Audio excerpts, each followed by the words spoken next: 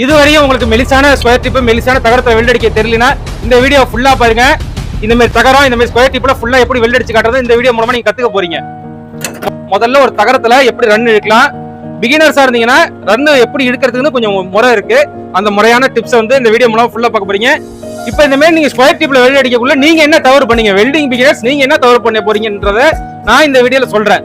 நீங்க இந்த தவறு பண்றதுனால தான் உங்களுக்கு ஸ்கொயர் டிப் வெல்டிங் வர மாட்டேதுன்றத இந்த வீடியோ மூலமா நீங்களே பார்க்கலாம். முக்கியமா வெல்டிங் பிகினர்ஸ் கவனிங்க. இப்போ நான் வந்து E6013ல 3.15 mm ராடை வந்து நான் பயன்படுத்துறேன். பாத்தீங்கன்னா 100 ஆம்ஸ் வச்சு நம்ம இந்த ஸ்கொயர் டிப்பை வெல்டிங் பண்ண போறோம்.